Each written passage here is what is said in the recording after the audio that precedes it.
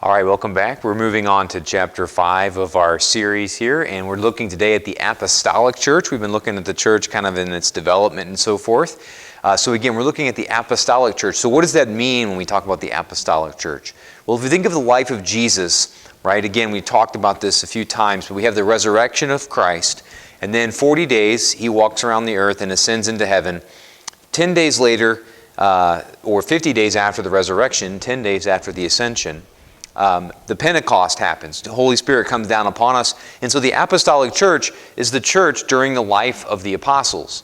So maybe from 33 AD to around 70 AD or so, where you have that time where now the Holy Spirit has come upon the apostles and they are founding the church. So the church in its very first generation is really what the Apostolic Church is when we say that.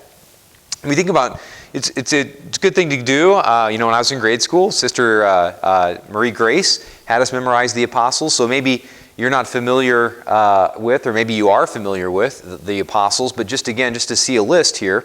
Okay, we have Peter and Andrew, and they're brothers. And then we have James and John, who are also brothers. We have Philip, Bartholomew, Matthew, the tax collector. We have Thomas, Simon. We have a guy named Thaddeus, Jude. We have James the Lesser, which means he's the younger James. There's also James up here, James and John, who are brothers. So James the Lesser is the younger James. Then we have Judas, of course, who ends up betraying Jesus and kills himself. And so he is replaced by the Apostle Matthias, whose, again, image hangs in our church at Annunciation. So we have, those are the 12, and then we also have kind of a 13th apostle in the sense of Saul of Tarsus, who becomes St. Paul. He believes, and he was made an apostle for a particular mission, sort of outside of the mission of the first of the 12. Paul is sort of more had a particular mission, but again, they're all apostles. Okay, all right. Saul of Tarsus. When we look at Saul, this person who would become St. Paul, right? We see that he is a man, and St. Paul says this, looking back at his time before becoming an apostle, before sort of having this vision of light in Christ coming to him, which we'll talk about in a second.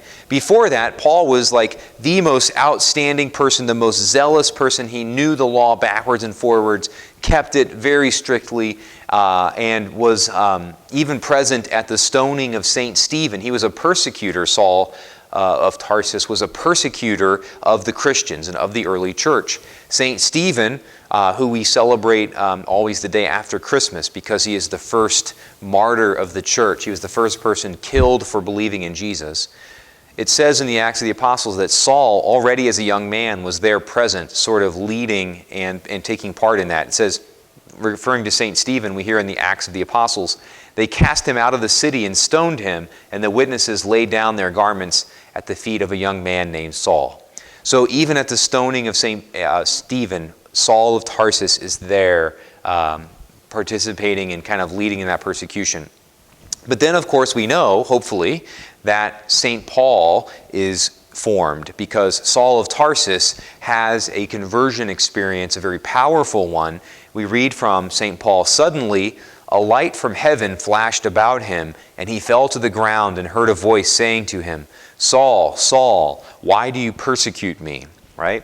So we see this depicted in many famous pieces of art. And here's one where we see, again, this light, Paul on the horse, falling off the horse, surrounded by that, and again, many beautiful images. St. Paul literally gets, from that moment, from being a person who is persecuting Christians, he literally turns into the greatest evangelist in the sense of spreading the gospel to all the world, the greatest evangelist the world's ever known, probably, right? So here are, and again, there's a lot going on here, but if we see, this is Italy over there and Rome, and then this is Greece down here, this is Africa down there, Asia Minor here, Turkey and some of those places today, Jerusalem down here. What we see is these different arrows follow the different missionary trips that Paul took. Paul took 3 missionary travels or 3 journeys that he made. And so he went to all these different places in Corinth and, just writing all these letters back to the people after he'd been there. And so we have all of these travels. Antioch, right? Pergamum he mentions there in a town. There's Philippi, right? He writes a letter to the Philippians. Thessalonica, he ends up writing a letter back to them. So he's going to all these places and visiting them and starting the church and telling them about Jesus, and then traveling on to the next place. This fourth journey that he makes, again, is to Rome, where he ends up being martyred, along with St. Peter and several of the other apostles. Peter and Paul have always been kind of linked together in that way because of their shared martyrdom, their shared friendship, their relationship. And so our cathedral in Indianapolis is named after Saints Peter and Paul. They celebrate the same feast day.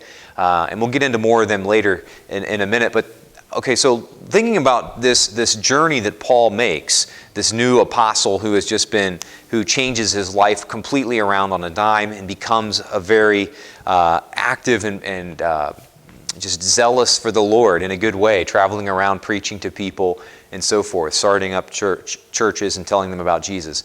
But how does it go for Paul? I think it's really important to realize the life of an evangelist. If you are out spreading the gospel to people, which we are all called to do, how does that go? St. Paul says a very interesting thing here in one of his letters to the Corinthians. I think it's worth looking at. 5 times at the hands of the Jews I received 40 lashes minus 1. So he received 39 lashes, which was a very severe beating on 5 different occasions because he was out spreading the gospel, right? It says 3 times I was beaten with rods. Once I was stoned. 3 times I was shipwrecked. I passed a night and a day on the deep, on frequent journeys and dangers from rivers, dangers from robbers, dangers from my own race, dangers from Gentiles, dangers in the city, dangers in the wilderness, dangers at sea, dangers among false brothers, and toil and hardship through many sleepless nights, through hunger and thirst, through frequent fastings, through cold and exposure. And apart from these things, there is the daily pressure upon me of my anxiety for all the churches. So he's saying, not only am I being persecuted and experiencing all these sufferings and difficulties as I'm traveling around to all these different places, he says I'm also, because I'm in charge of the churches, I have the day-to-day ministry and concern that I have for the churches that I've already started, right? And any priest and anybody that's out spreading the gospel, hopefully you are too, you'll relate to that. There are difficulties and adversities that we face when we're out spreading the gospel to all people, right? And so we can take courage when we're suffering, and we can realize, Paul, one of the greatest of all time, suffered. Part of bringing the gospel to people is that suffering that comes from choosing not to just sit around and be comfortable all the time, but to go out and hit the road, so to speak, right? So he suffered a lot as he traveled around, but he also was a man of deep joy and love, and that always overcomes any sufferings that we experience. And in fact, sometimes suffering makes us more of a person of love. Okay, so let's hit this word here really quickly. It's an important word for us as Catholics, as followers of Christ. Evangelization. Right? Evangelization. We've heard maybe perhaps that St. John Paul II called for a new evangelization, right? Kind of a new, what does evangelization mean? Before we know what a new one is, we got to know what evangelization is. All right. Evangel there is Greek for gospel. Okay? So when we talk about evangelization, what we mean is gospelizing the world. Okay, gospelizing the nations, going into the nations, not just bringing the gospel with it in the sense of preaching it, although we have to start there as Paul did, but allowing the gospel to sink into the roots of the people, right, and to become something that's part of the culture. And so evangelization is doing lots of things. It's going out and talking to people. It's inviting them to church. It's asking them if they've ever encountered Jesus, etc., etc. But it's also living it then as well and encouraging others and people to live it. So, enjoying each other's company and celebrating and allowing the gospel to flourish in the country as well. But evangelization, so when we hear about a new evangelization, what we're talking about there is a new attempt to go out and bring the gospel to the nations. Particularly, our own communities, right? We don't have to go very far. We don't have to travel all over the world to find people who don't know about Jesus, right? We live, and that's why John Paul II was calling for a new evangelization. We live in a world where lots of people don't know, even in our neighborhoods, right? And so whereas this may have been a Christian nation, and Western Europe may have been a Christian nation for many hundreds of years, that has changed dramatically, and we now live in a culture, even in the first world and in the West, in the United States, etc., where Christ is not well known, at least Christ as He authentically is, right? And so we have this task of the church to go out and continue to keep spreading the gospel to all people and to evangelize. So, the apostles very clearly saw their mission as to be evangelization. That's what they were doing. They were going out, they were preaching, they were teaching, they were healing, they were living, they were celebrating, they were all those things, but they clearly saw their mission as evangelization. One of the stories in the Acts of the Apostles is the baptism of an Ethiopian. Okay? And so here's the story. An Ethiopian, a minister of Candace, so a wealthy guy, an Ethiopian from Africa, right? In charge of all her treasure, had come to Jerusalem to worship and was returning. Seated in his chariot, he was reading the prophet Isaiah. Philip ran to him, St. Philip, one of the apostles. St. Philip sees this guy in this chariot, reading from the prophet Isaiah. Philip runs to him and says, "Do you understand what you are reading?" And this Ethiopian prince says, "How can I unless someone guides me?" And then it says, "Then Philip opened his mouth, and beginning with the scripture, he told him the good news of Jesus. And as they went along the road, they came to some water, and the eunuch said," the Ethiopian prince said, "Here is some water. What is to prevent me from being baptized?" And there at that moment he was baptized, right? So we see this is a piece of art again with St. Philip, one of the apostles, baptizing an Ethiopian eunuch. This Ethiopian prince, person who was in charge, was traveling through the area, right? So a very beautiful image, just even based on skin color, kind of this reminder and this visual image that immediately, right from the very beginning with the apostles, they are going out to all the nations, all the tribes, not just Jewish people, not just people who happen to live around Jerusalem, but this gospel spreads like wildfire. This evangelization spreads like wildfire throughout the whole world, right? And it's meant for the whole world. It's not just meant for this particular culture in Jerusalem. And so the apostles get that, and they go out very quickly. And again, here's one example in the Acts of the Apostles where St. Philip encounters someone from a different nation and ends up baptizing them through evangelization. Through what's Philip do first? He preaches to him, he helps him understand the scriptures, etc., and then he helps him get baptized, right? All right. Also, we have another thing going on. We have the St. Peter is struggling with this question. The apostles are struggling with this question. Who all is called? What are the Jewish laws that we're called to continue to follow? St. Peter has this vision of this cloud, or this basically this blanket of animals that's coming down, and it was this image in this dream where God is saying to Peter, "Look, the dietary laws that I used to have the Jewish people follow, those things are not part of what I want to have in the new covenant." Right? Some of the old covenant laws just had to deal with what you're allowed to eat, and what you're allowed to wear, because they were more about that culture and helping that culture form, right? But certainly some of the things that were in the Old Covenant laws continue on. God still doesn't want us murdering people, right? The fifth commandment, thou shalt not murder, right? We're still not stealing. We're still not doing... So there's things in the Old Covenant, but since they were wrestling with what of the Old Covenant are we supposed to bring in with us?